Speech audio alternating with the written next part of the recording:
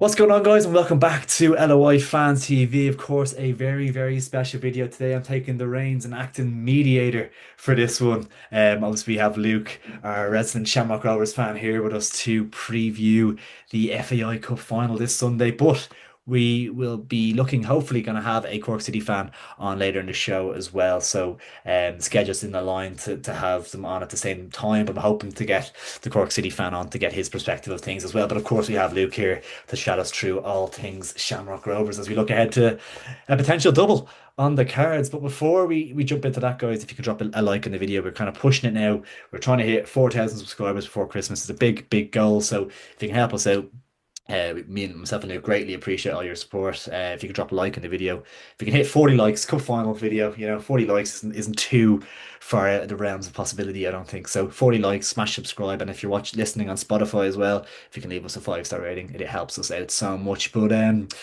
yeah, Luke, obviously chased the double. How are you feeling? Good, yeah.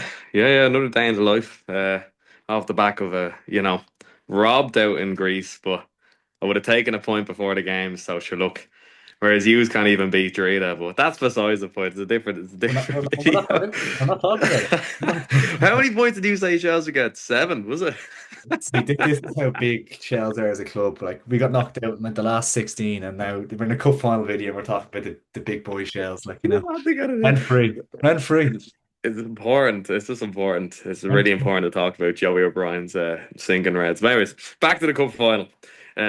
Yeah, no, listen. Thursday to Sunday should be grand. Matt Healy unused sub, which was good to not be able to get minutes into his legs. Preserve him. Josh Honan was left at home. Rory Gaffney was left at home. Burke got taken off at half time. Danny Grant got 45 minutes in the legs. So yeah, I think we're geared up well for this one. Obviously, a few little injury niggles. Lee Grace kind of put in the midfield at the end. We'd use all of our subs. Yeah. He was kind of dragging himself around towards the end, still winning tackles, winning headers. So I don't know if he'll be around for Sunday now. I'd be very surprised if he was. And then I think there was another injury doubt. What was it? Who was it? I can't remember. Someone else went down. But yeah, like Pico and with Darren Nugent was shifting. So yeah, those boys are around. So I'm feeling confident. I think we might start the game slow on Sunday. Obviously, probably a bit, you know, hangover from Thursday night as expected. But I think over the course of 90 minutes will be too much of them. Yeah, yeah. Definitely Rovers will be considered strong favourites, obviously champions, whereas Cork City finishing bottom of the table and getting relegated. Obviously Rovers come into this as massive favourites. So the pressure's on. It's not controversial to say pressure's on, I think, for Rovers. Like it would be a a massive upset, I would call it probably if Cork pulled it off somehow. Ah, yeah, no two ways about it. When first place last in the cup final, you'd expect that to tell the tale over the course of 90 minutes. But stranger things have happened. You look at their draw in the cup last year against Derry. They were mass underdogs, won the cup. And yeah, it's just a one-off game, isn't it? Cork City are shooting to South Stand. They're bringing up a big contingent. You never know. They could get a goal and see it out. Like, you just don't know. And it's not like it's a small club, like it's a big club, like then yeah, as I say, good fans behind them, and obviously we'll probably hopefully chat to the Cork fan about if he comes on about maybe Dermot Usher and the situation down there. Obviously there's a bit of kind of unrest and bits and pieces, but yeah, they are no doubt about it. They're a big club and a successful club in recent history. So like it's not like you're playing kind of a minnow club that's hasn't really experienced this stage before. Like they have a few players that have played.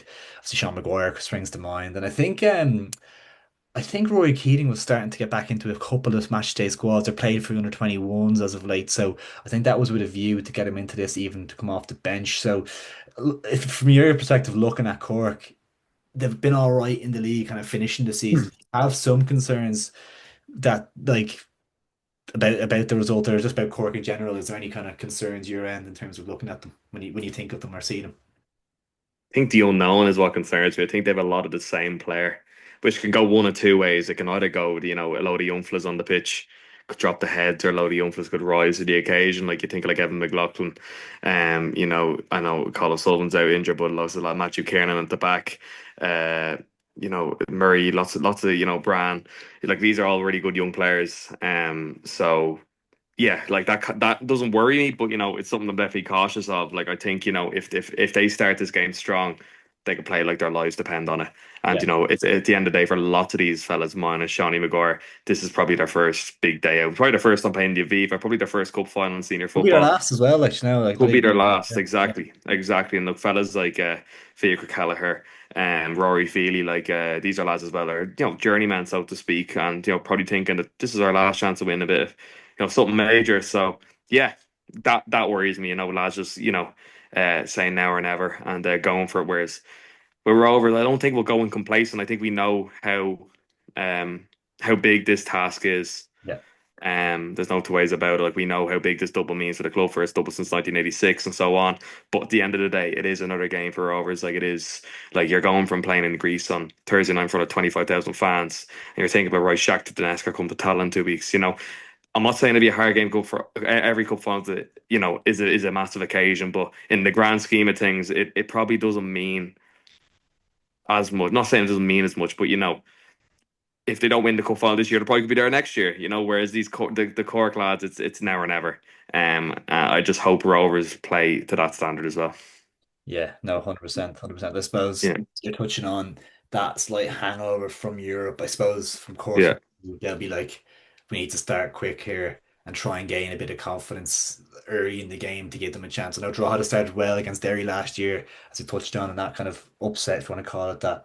I think it's going to be so important if Cork can catch Rovers a little bit cold in the first like 20, 30 minutes mm, and take advantage of any kind of cobwebs on obviously Matt Healy hasn't been playing too much Hona and maybe has a bit of a knock, and I think he needs to get a bit of a rest after the cup final. I heard I think someone said that. So yeah, there is a couple of issues for Rovers, and obviously he had a massive shift put in on Thursday, so I think the start will be huge for Cork. But run me through the starting 11 you expect Rovers to play.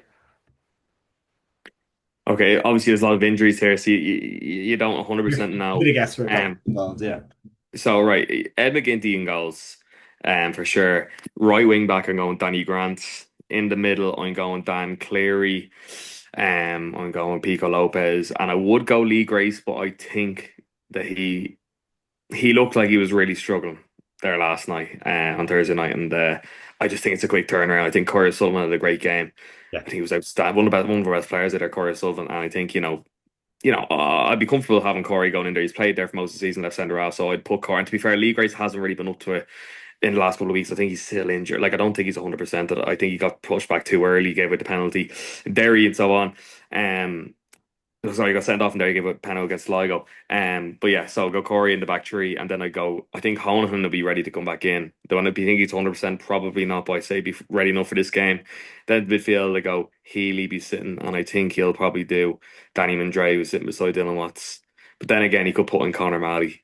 No, I'm gonna go Mandreu, Healy, Watts, and then I'm gonna go Graham Burke playing off Rory Gaffney. Huge. That's my That's team. probably your strongest 11. Obviously, Grayson or Sullivan would Mm, want to go there, but barring that, yeah. it's probably that's probably the strongest team, isn't it? Really, like, Yeah, yeah, and there's a bit of rotation there as well. Because obviously, uh, you have on the bench, you've McAnuff on the bench, you have Nugent on the bench, you've Mali on the bench, you've John McGovern on the bench, but a huge shift in. yeah, I think he actually might went off injured, John McGovern, so I'm not even sure if he's could be there on the week. He's such a striker short. Michael Noonan's off in the 17 World Cup, so yeah, like yeah, Rory yeah. Gaffney could potentially be the only striker in the squad on Saturday, on Oh, Sunday. Sorry. yeah, yeah. I guess Yeah, yeah, kind of a Graham Burke could do that role potentially or something as well. Like, but yeah.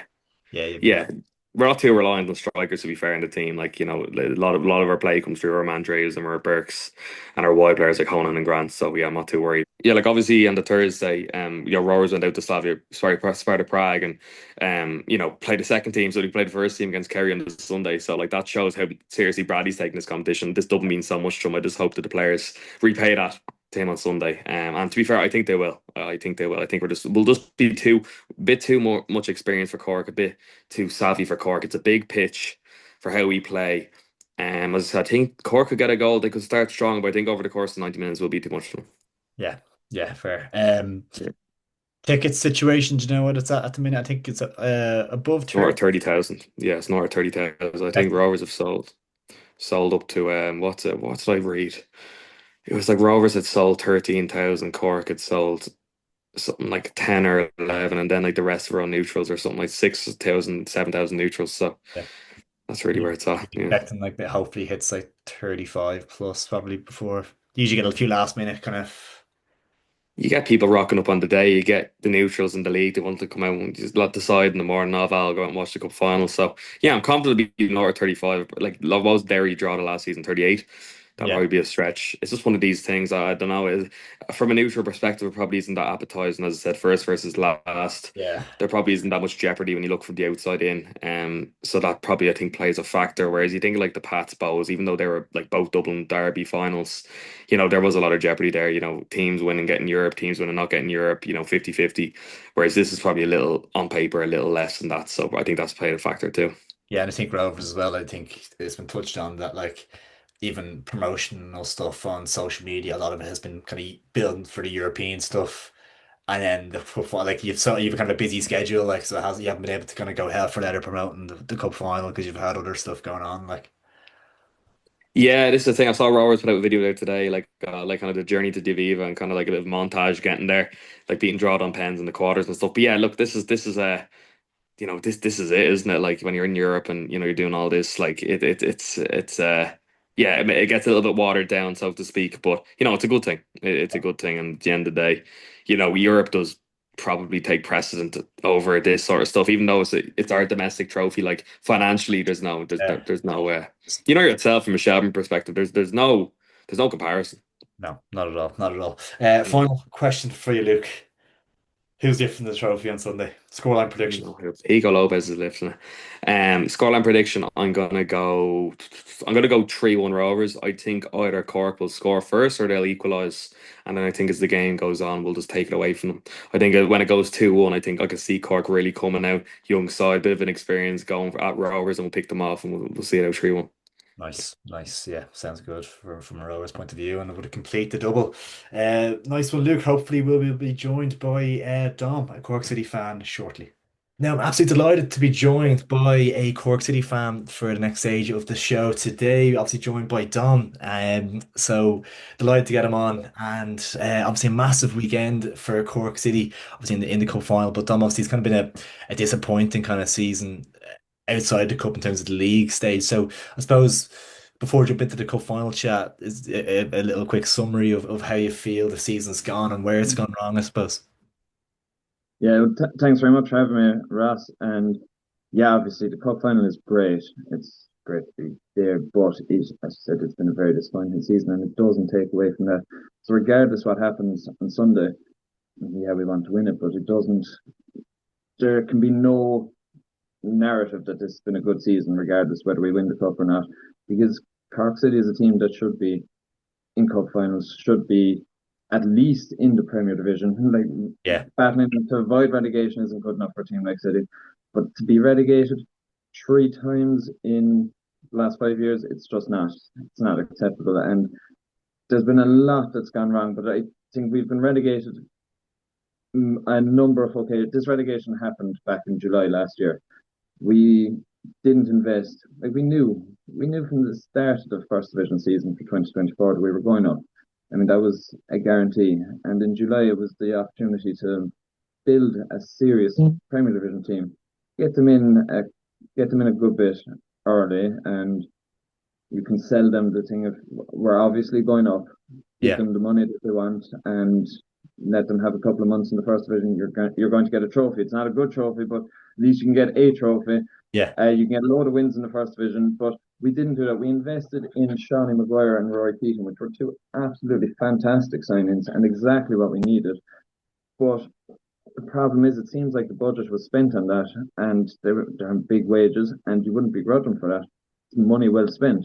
The problem is, when you've got an opportunity to sign players like that, you also need to just adjust the budget. And like, I don't buy the narrative of the budget was spent on those two players because you didn't pay for them. If you didn't get those two players in, I mean, where was the budget going anyway? How much can they be on that they stopped us from signing the 7 or 8 players that we needed? So I do think that that was our first mistake. Second thing was when we won the league in September, like we had however many games to go. At that point, you need to start planning ahead. And yeah, it seemed like there was no plan for those last few games. It was a case of, right, we'll throw on the young fellas, which, yeah, it's great with the minutes and everything, but we had all this thing about Rory and Shawnee just need to gel. They need to get time together. Then those last couple of games when they could have done, they were rested. So and other things like that. That was the time to be experimenting, planning for this season, and it didn't work. Then I mean, we had a disastrous off season. I mean, some of the signings that we made, like, yeah, we brought in Tyne Truce. He was a disaster. I Yeah. don't care what anyone says about that. Benny Cootle, great signing. Unfortunately, he got injured, but that was a gamble. Milan and Beng again, he was a great signing at the time, but sure, that's what he did to us. And the less said about him, the better. Yeah. Yeah. As But a Shells fan, yeah, I know. I won't be saying too That's many why bad we try words. to be diplomatic here Yeah. about him. Yeah, Yeah. but Big fan. yeah, yeah. But again, like those two, they might have seemed, and Kit Nelson as well.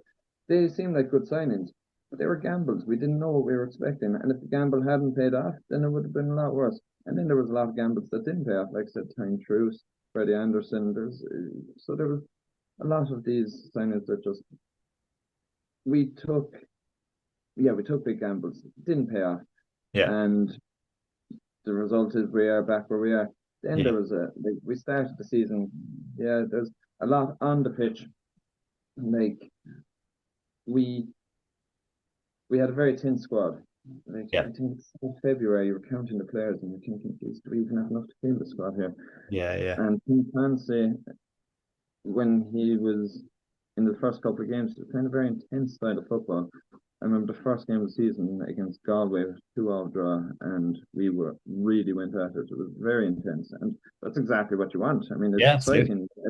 It wins you games, but when you have a thin squad, it's also very dangerous. And you've got players like Greg Bolger, Sean Maguire, who are prone to injuries, Yeah. and they're playing every week. They're playing twice some weeks, and it's inevitable to pick up injuries, and that's where it kind of went down from there.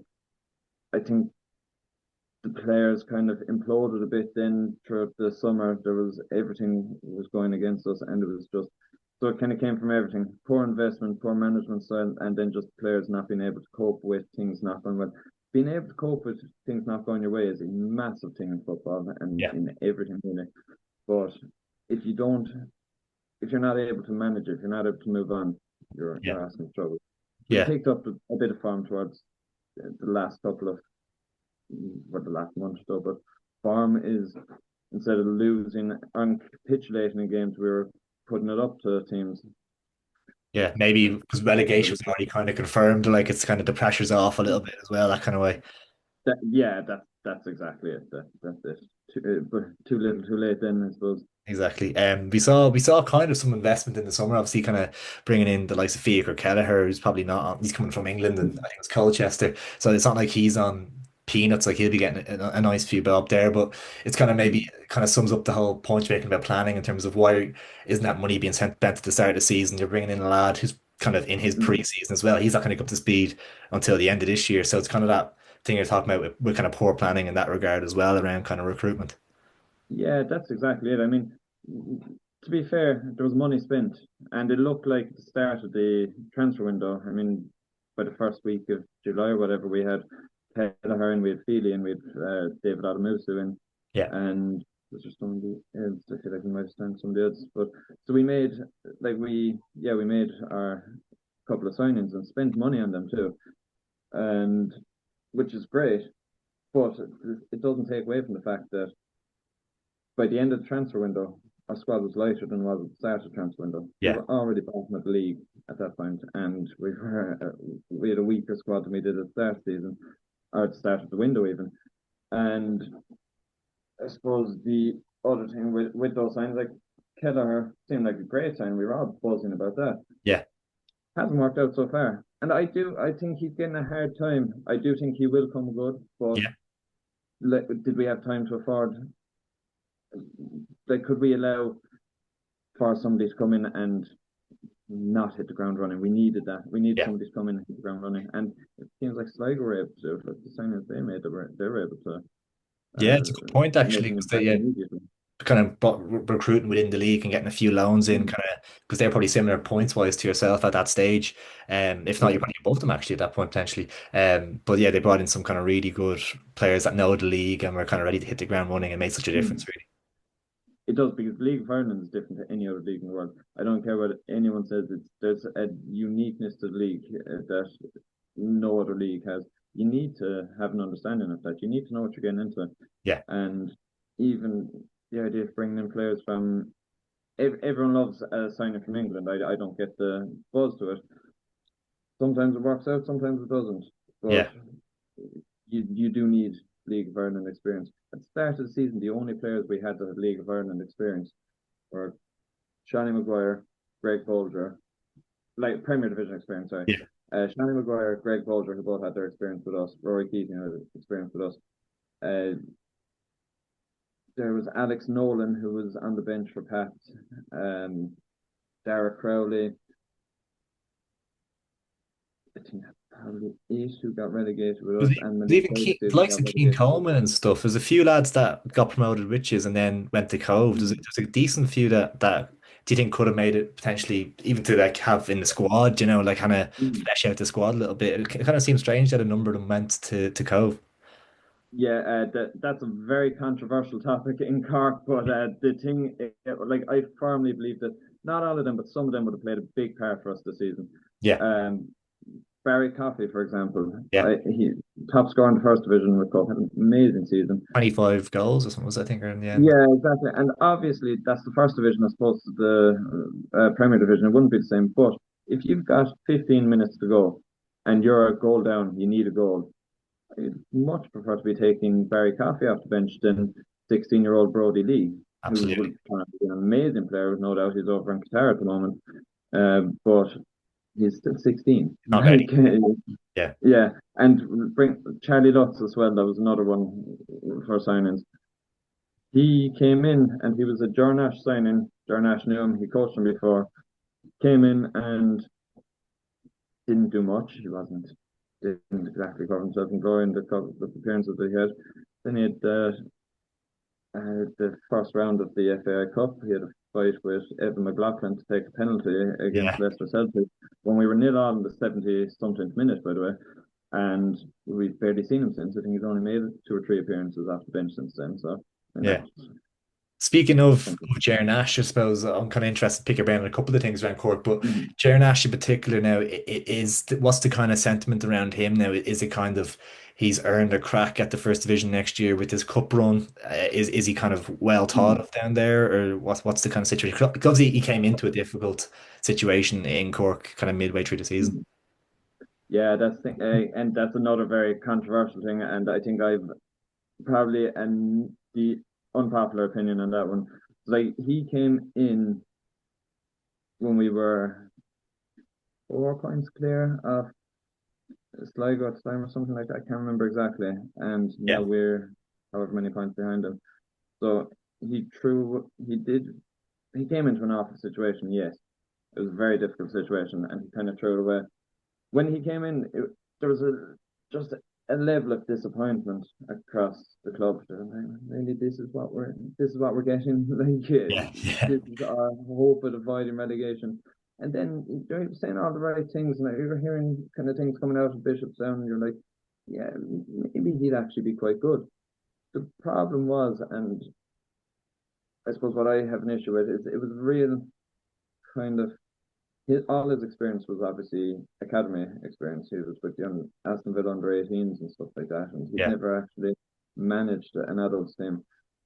And he, it just seemed like the idea was bring him. We're going to get relegated. We'll bring him in, and he'll develop some players for us in the first division. He'll be a good manager in the first division, and we can sell on those young players to make money. That's what it seemed like.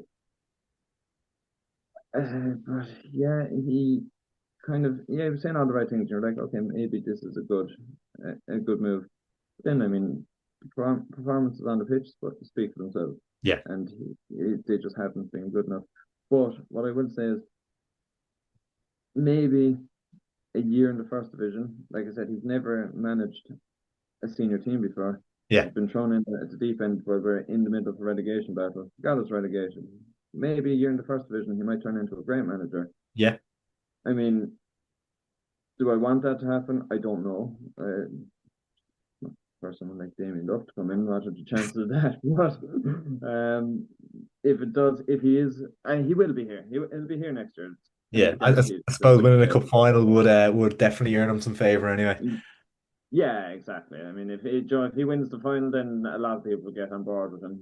Yeah, But I think overall, people aren't going to let the cup run distract. overshadow the season overall. Yeah. Yeah. I suppose the massive kind of elephant in the room, and I'm not sure how much you want to talk on it yourself, but obviously kind of there was obviously a protest at this before the St. Pat's game in terms of the whole Dermot Usher situation. Is there any kind of, I know there's probably a lot of kind of unrest in Cork with that situation and a lot of disappointment, and obviously we touched on kind of recruitment and planning and things like that and how he's got it wrong. But I suppose what is the kind of what are your thoughts on him? Mm-hmm. Well, I have to be careful what I say, or be sent to the gulags. Yeah, We no, of wouldn't know. course.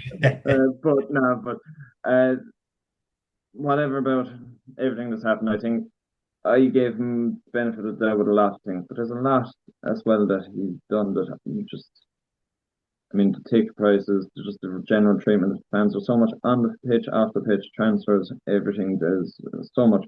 But I think I mean, there's no disputing. He's done a poor job so far. The real question is, where does it go from here? Like, is there a future going forward for him? And I honestly think it depends on how Sunday goes. If we lose Sunday, then it doesn't matter what happens. You know, we could win first division next season, come up, stay up, end up in the European spots in the Premier Division, go on and fucking win the Conference League for we care. It doesn't matter. It won't make up for two relegations in his Yeah, first 3 years and just the general disregard towards the fans. yeah, But that if we were connection. to win, I mean, yeah, yeah, exactly. If we were to win on Sunday, again, not it sounds hypocritical after me saying it doesn't or it doesn't make up for what's happened throughout, but what it does is it gives us a bit of a buzz going into like being miserable. I'm the kind of fan I go to every home match and as many away matches as I can get. yeah. Haven't missed a match in 5 years since COVID, Wow, and I too. like and yeah, and that'll be the exact same next year in the first division. But you just can't like last as bad as this year is. Last year was nearly as miserable, because there's just no excitement there at all. Yeah, So, well, the main thing is how could you put us through another year of this? Another year of just you get to Thursday, you're like, oh yeah, we've done that. No, I suppose better go to that now. yeah, I suppose even this year when you're losing every match, you're still thinking, great, get to go watch an actual game of football. yeah, Um, but yeah, you can kind of make up for that with how long will the buzz up with the FAI Cup champions last. You get a bit of mileage out of it. yeah, If we can absolutely. do that, then it doesn't make up for it. It's not a case of right, Usher is great.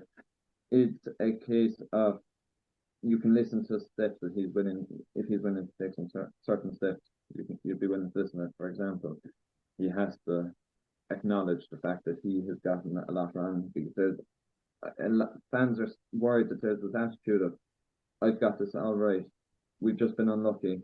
Yeah, That's he wanted them celebrating like, oh, we could avoid relegation because Dundalk are going to get a Premier Division yeah, license, or at least we won the FAI Cup. You don't want that. You need to have standards at teams like Cork City. You need someone to come out and say, we fucked up. We got this wrong.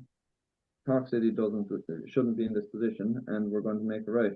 yeah, Then a couple of other things. We need to throw money and build a serious first division team with budgets that match nearly any Premier Division team, and really sandbag the first division and set huge expectations of like go throughout the season undefeated or get 100 points or something like that. And if you don't do that, then you sack Darnash and yeah, put something else in. Really gives the fans something to be excited about because at the moment there is just this thing of it's a level of apathy across the club, and that's why it's great to see the amount of ticket sales we've made because a lot of people, I've spoken to so many people even today who've gone to every home match and most away matches who aren't even bothering going on Sunday wow, because they're just, what's the point? And it's sad. It's actually really sad. I've spoken to people who were volunteers with the club who are involved in the club in various different ways who won't go to matches anymore and won't even go to the FAI Cup Final, which is supposed to be such a big occasion. Yeah, yeah. That's But that's desperate. just what happens. Yeah, yeah, that's just what happens. So there needs to be something to get the fans on board. There needs to Absolutely. be something given to say, right, this is why you can trust me. This is why you need to get on board with what I'm saying. Yeah, no, absolutely, absolutely. Move on to the cup final, then obviously we are playing against the champion Shamrock Rovers. Obviously, they're off the back of that kind of a great result out in Athens in the Conference League last night as we're filming this. So, obviously it's kind of a bit of a Dave versus Goliath situation in terms of the champions against 10th place relegated side. But obviously, you were saying to me beforehand that you were at the Other Three Amigos podcast tonight as well. Is there kind of a sense of optimism heading into it? I know you touched on some fans aren't going and things like that, but is there a kind of sense of like we can potentially pull this off? We beat Pats 3-0 in semi-final. Like we on our day we can put it up to anyone. They might be a bit tired coming back from Athens and it might just fall for us on the day. Yeah, I mean, look, that's the thing about it. I don't think there's anyone in Cork City can genuinely be confident about it that you can say we're absolutely going to go out and win this, given the circumstances where we are. Like realistically, it won't be an easy one. But I suppose the three things that kind of make you think, okay, we might have a chance here. First of all, we said the exact same thing before Pats. Like we'd written ourselves off before we played Pats, Yeah, and the result in the league only 10 days beforehand really fed into that. But yeah, I mean, what happened in that semi-final was can only be described as magic on the pitch, and so there's that you can only hope for the same again. The other thing is that like just cup magic. It's 90 minutes. Anything can happen. At the end of the day, you go out there and it's what team wants it the most. And yeah, it's hard to know, but like anything can happen in a cup final.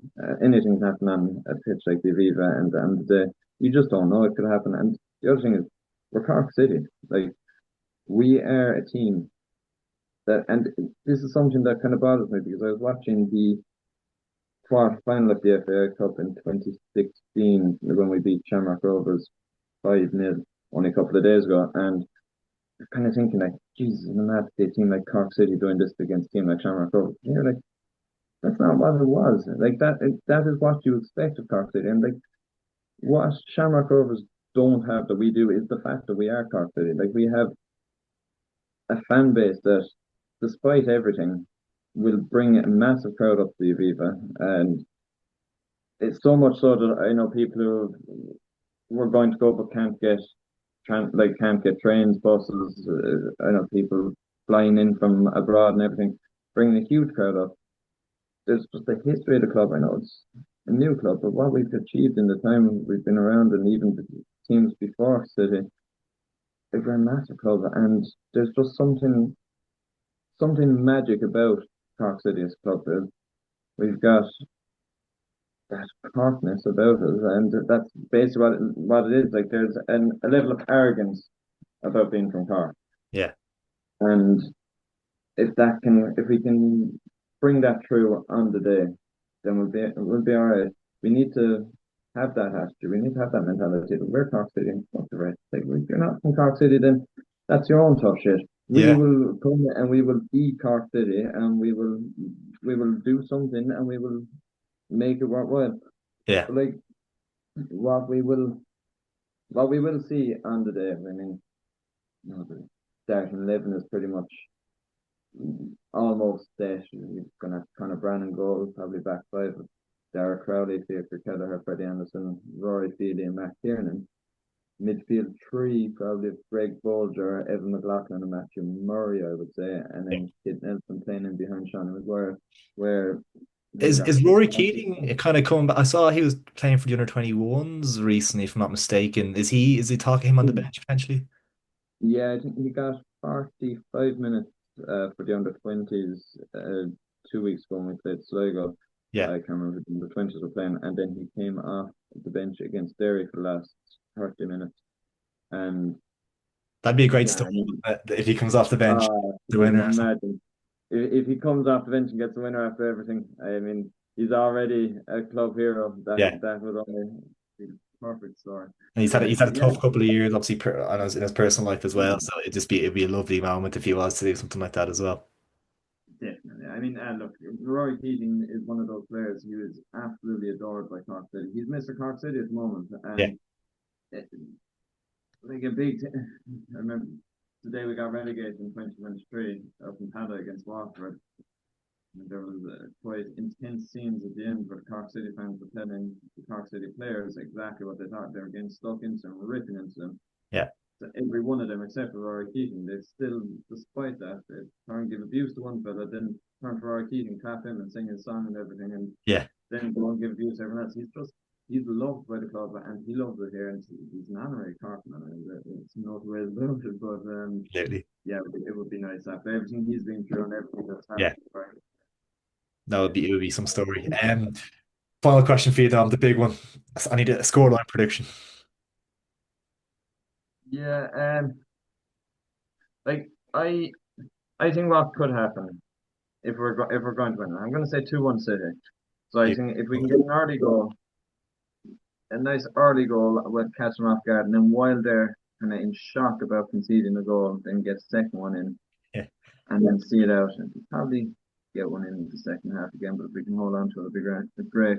So I'm going to say 2-1. We know what we're going to see. Like they've got such a strong team. They're going to have most of the possession. They're going to be played around the back. They're going to have all the possession. It'll be great. We just need to be comfortable out of possession. We need to be able to sit back and defend if we need to, or we need to push up on them and attack. We need to be physical. We need to get stuck in and leave a mark on them and leave a mark on everything and really, really show that we're up for it.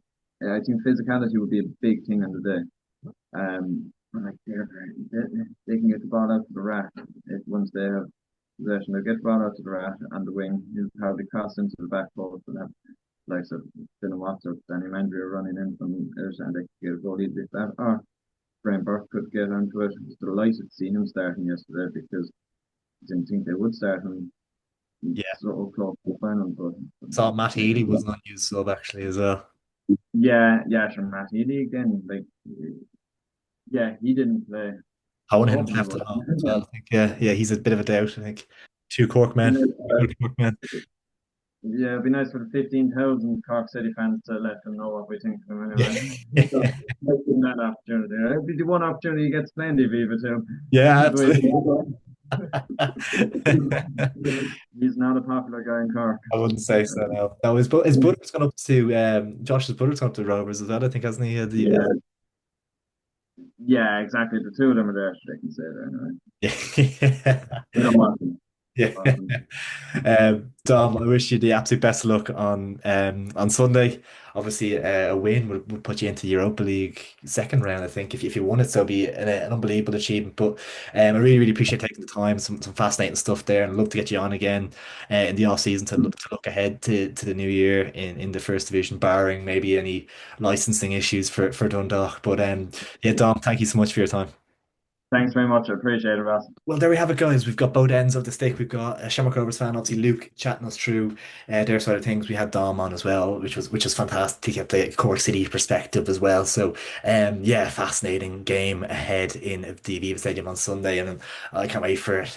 Obviously, a massive ask for Cork to do it, but it would be some story if they could. Obviously, Bohemians fans would be having a close eye on this as well. The kind of uncomfortable position of want the Shamrock Rovers to pull off a cup win, which is a funny one. But thank you so much for tuning in. Really, really do appreciate it. Let us know your comments, your predictions down in the comments below. I think I can't see past the Rovers here. I think it'd be a tough game. Hoping for it to be a really, really good game as well. And be a good spectacle. So I think Cork have options and players that can cause Rovers some problems, but I think Rovers be too streetwise and too much experience in that squad. I think they'll see it through. I'm going to go for a 2-1 to Shamrock Rovers. I think they'll have enough. So my end, but yeah, thank you so much, as I said, for tuning in. Really, really do appreciate it. If we can hit 40 likes in this video, obviously cup final week, big one. Really do appreciate it. If you're listening on Spotify either, make sure to leave us a 5-star rating and make sure to follow us over there. And please do subscribe on YouTube.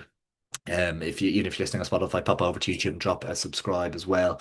Trying to hit 4,000 before Christmas. So all your support, as ever, greatly, greatly appreciated. But yeah, there we have it, guys. The cup final incoming. Who's going to win it? Let us know.